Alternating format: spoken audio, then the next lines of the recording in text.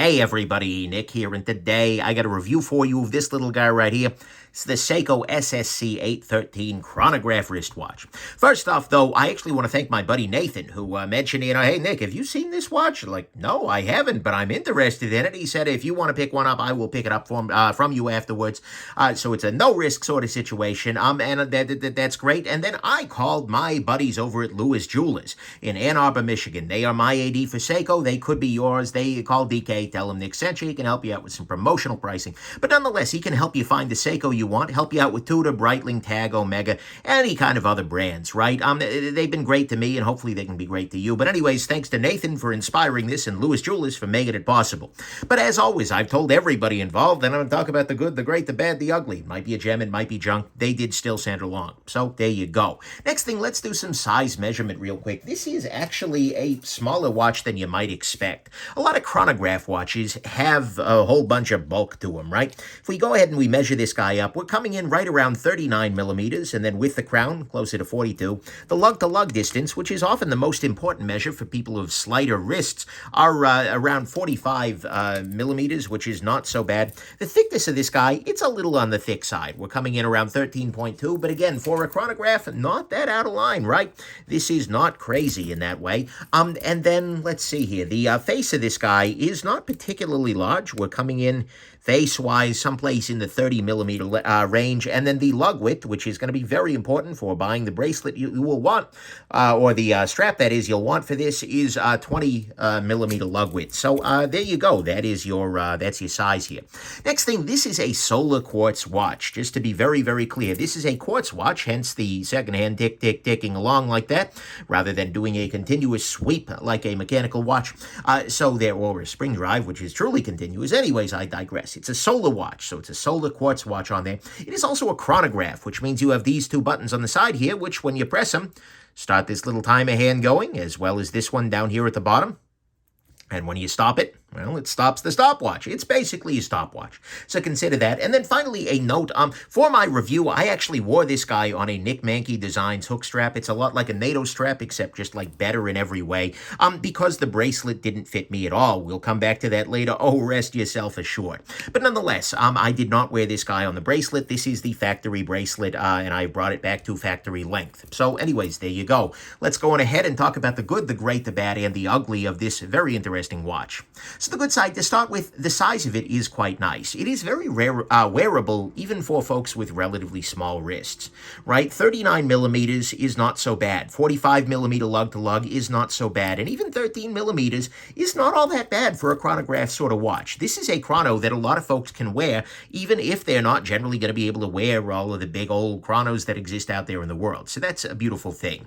Next thing, although it's slightly obscured at the moment, we will see that when I press this button right here, we have down at the bottom here, I'll zoom in a little bit, down at the bottom we have an F and an E, and that means full and empty in this case. And what we see here is that right now the watch is full. That means the power reserve of the solar movement is at a high point, right? If I were to stick this in a box for 6 months, such that it didn't see the light of day, that's going to gradually go down and down and down until it is empty, and that's a good reminder that, hey, it's time to put your watch back out in the sun. But it's very nice that you have a clear power indicator there, which is can be important, especially if you keep your watches in a dark box, looking down at that and saying, yeah, I should put this guy in the windowsill for a day or two.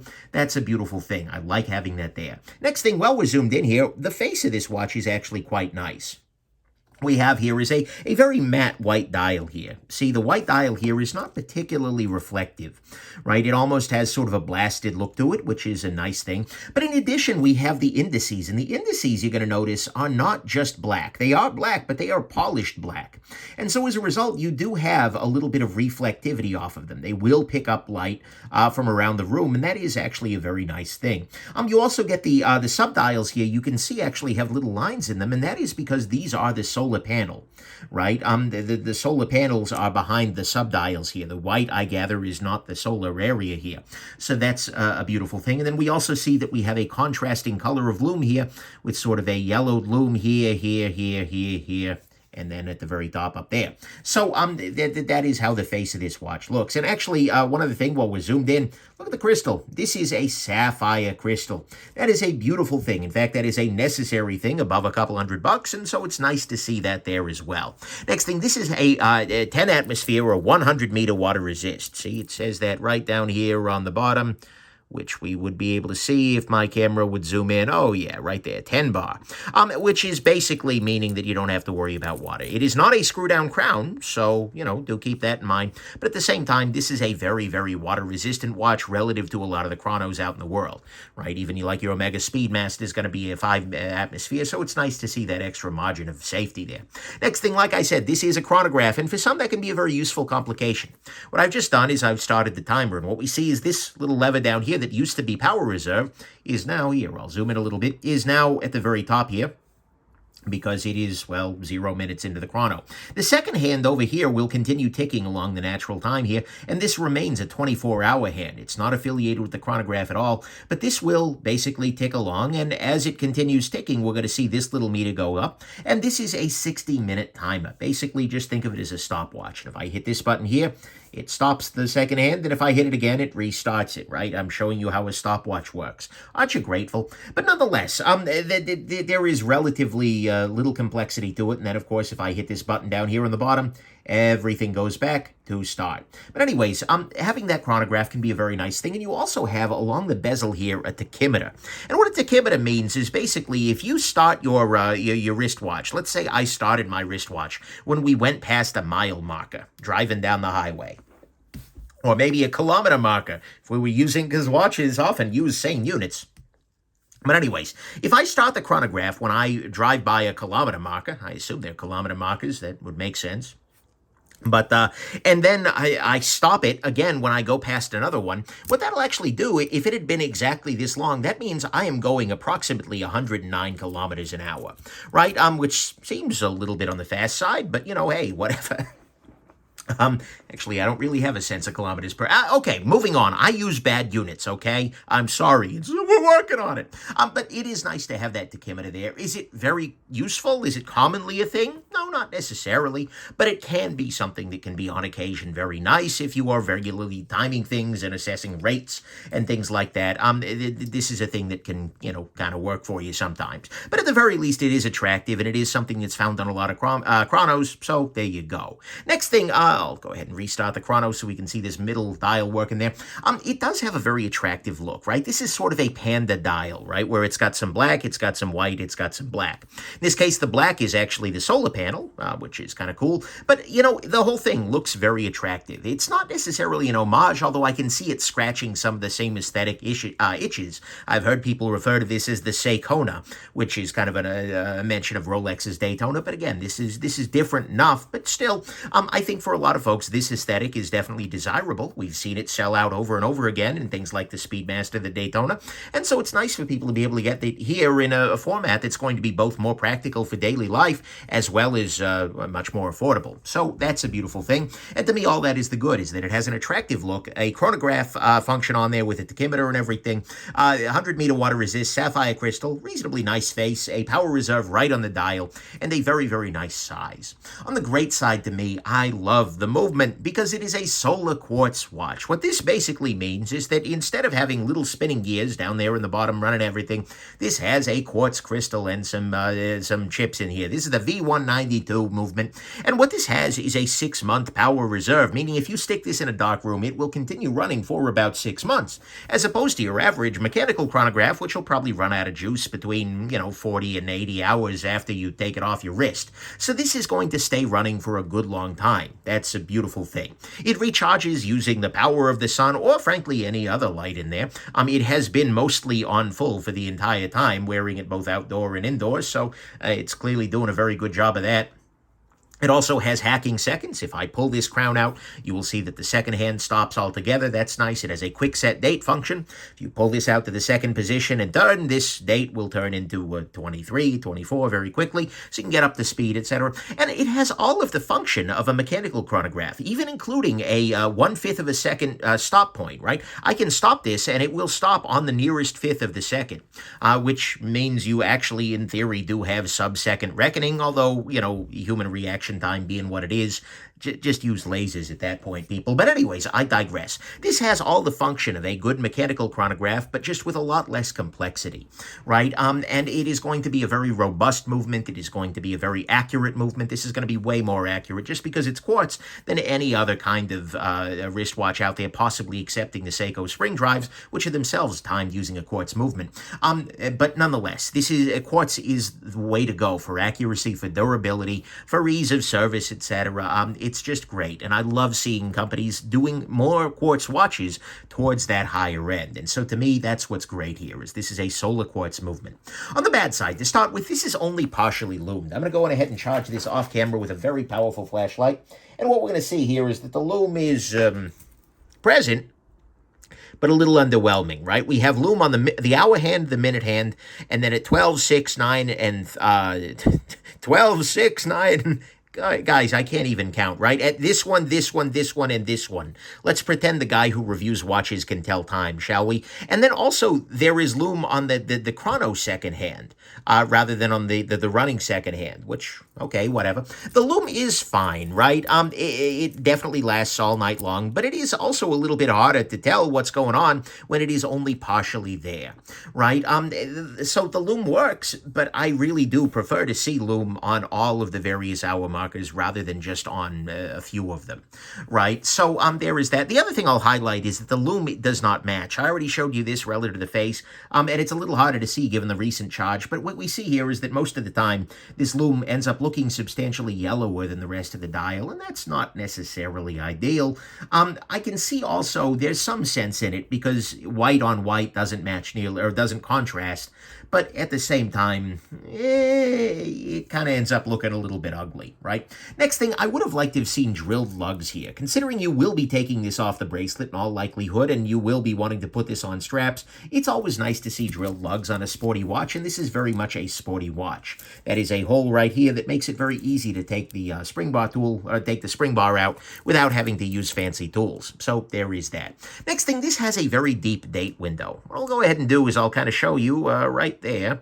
If I kind of zoom in a little bit, yeah, see, this date window is way down under there, right? This is very, very common when you have a solar quartz watch. But if you look at their website, it is taken at exactly the right angle, such that this is perfectly framed and absolutely beautifully lit. But in practice, it's occasionally going to be difficult for you to read this date window. That's not something I prefer, right? That is a common issue, but it is a problematic issue. Next thing, the hands on this guy. Although all of the indices are well polished, the hands are not. The hands are just a matte black paint. This certainly adds a little bit to legibility in some lights, but in practice, if you're hoping to not use the lume and instead look at the hands, that's not going to work out that way. That is in low light kind of conditions. We see here is luckily the lume is okay, but that's not amazing. Next thing, unfortunately, one of the downsides to a chrono is it's always much more busy on the dial, right? In this case, you've got the 3 sub dials, right? You got your 24-hour time, which shows you day, basically AM versus PM, and shows you that right now it's 2 PM rather than 2 AM. It has the power reserve / running chrono hand down here in the running seconds, but there's just a lot going on underneath the hand. So as a result, if you look down at any given moment, it takes you a little longer to figure out what the time is relative to something with a little bit more in the way of, well, a lot less going on the dial, like this Omega right here, where it's just like, oh, 2 hands, there you go, easy. So, anyways, there is that. That is a thing. Next thing, this guy has a 60-minute chronograph. What I mean by that is that this is only able to time a maximum of a 60-minute event. right? Because at the end of 60 minutes, we're right back to here and the chronograph stops. This makes sense maybe to conserve battery life, and also makes sense given that you only have one dial dedicated to the chrono, but given that you have all these dials right here, it feels a little bit lazy that this isn't an hours ticker, which should allow you to time up to 24 hours worth of duration, right? So it struck me as a little bit weird, right? Like, you've got all of this mechanism here. Why is this just a 24-hour hand rather than being the hours hand for your chronograph or something like that? Or maybe you could make it both, right? Have this go to, start at 0 when you start the chrono, and then when the chrono's not running, have it go back to 24. That's a little bit weird. And then finally, on the bad side, this is pricey. This is $675 American. That is a good chunk of change at MSRP. Of course, you should talk to your AD, right? Or heck, you should talk to mine, right? Maybe DK can help you out. But look, this feels high. This is a good chunk of change. And particularly given that they've got a couple of cut corners in here, like the loom only going on at some positions here, the unpolished hands, the 60-minute chrono when they've got another dial right here. And most of all, the bracelet, which we'll get to in a moment here, this feels a little bit on the high side, right? Especially if you look at what Casio and what Citizen are delivering at equivalent price points. It feels like Seiko's getting a little big for their britches in terms of pricing lately. So you're going to want to make sure to talk to an AD and get a discount, because this one is definitely up there for MSRP. So to me, all that is the bad is that the price is a little bit high. The 60-minute chronograph is a little weird. Chronos are always a little less legible. The hands are unpolished. The date is very deep on this guy. I'd love to see drilled lugs. The non-matching looms, a little frustrating, and it is only partially loomed. Not all of the numbers are loomed. On the ugly front, unfortunately, this has one big ugly issue, and its name is bracelet. The bracelet of this watch is deeply, deeply lazy. At least it feels that way to me, right? This is a butterfly clasp style bracelet, which means it just sort of okay, it's not a butterfly, I'm sorry. It's an unadjustable clasp bracelet. This is a good old-fashioned deployant sort of thing, but at the same time, it has just as little adjustability as a butterfly clasp, right? Because it has links that are relatively long, right? If we go ahead and we measure the links, what we're going to see here is that an individual link runs in the vicinity of about 8 millimeters worth. Yeah, just take my word on that. I measured better off camera. So you get 8 millimeter adjustment granularity by removing or adding a link. It does not come with any half links, which would have been very nice because that gives you more granularity for adjustment. And half links are not optional on watches. I have an entire video about that. You should always include a half link. No, just period, case closed.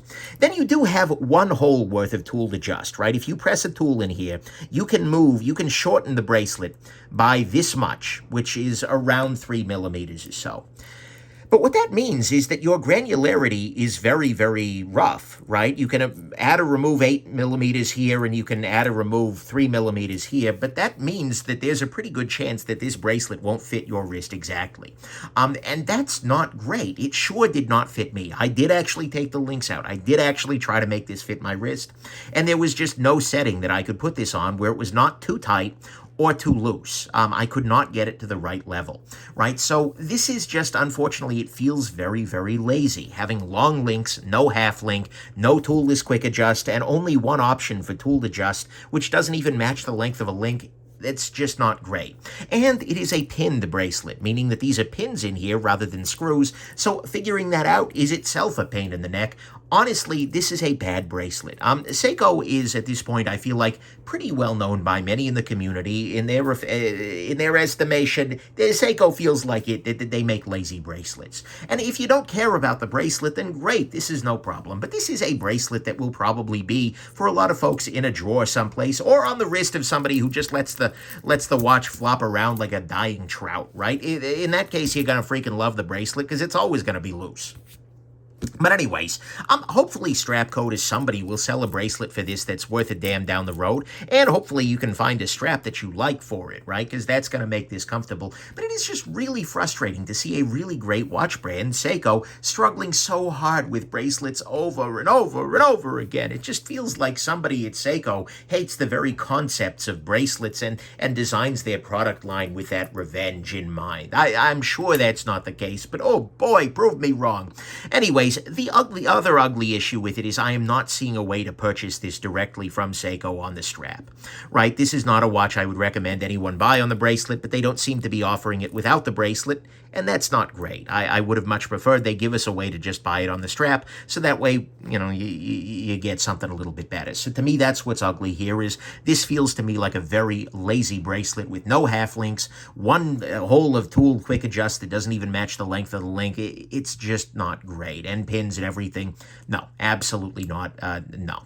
So final conclusion, this is a nice watch in many ways, right? With a reasonable size, a very clear power reserve, a nice face, a durable crystal and water resistance, a chronograph function, a very attractive look, and a very, very nice solar quartz movement. I love seeing solar quartz, and I love even more seeing it on stylish pieces like this. It is only partially loomed with a very deep date, a unpolished handset, legibility costs associated with a chronograph. It's an only 60-minute chrono function, despite having the 3 different dials, a price that feels a little bit high, making a good and flexible AD an important part of this process, and a bracelet that to me just feels very lazy and very well may not fit you.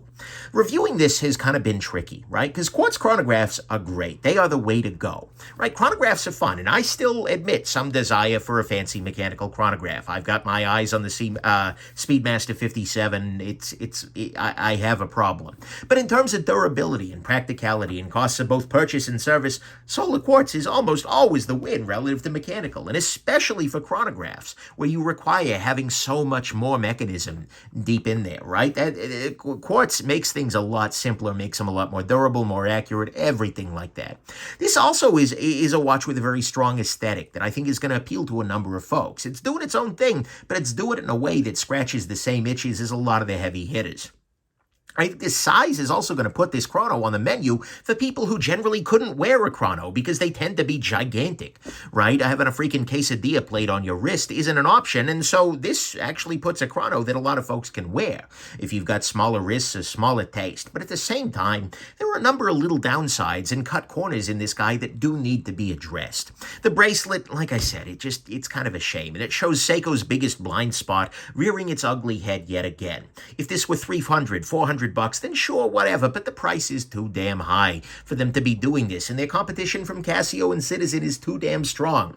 They should not be cutting corners at $675, right? And Seiko honestly feels like their pricing has been creeping up lately to match the Swiss competition. But hopefully, unhelpfully, the quality has not been creeping up to match. So I'm hoping that Seiko drops a version on strap from the factory, which brings that price down and lets them recycle the material going into this bracelet into something that'll fit a wrist reliably. But regardless, it's a good idea to work with an AD. Do better than MSRP here. So final conclusion, for me, this isn't going to stick around. It's absolutely a very attractive watch. But I'm sending this along to my buddy Nathan with sincere hope that it fits him very well and serves him very well, but with zero temptation to order one of my own.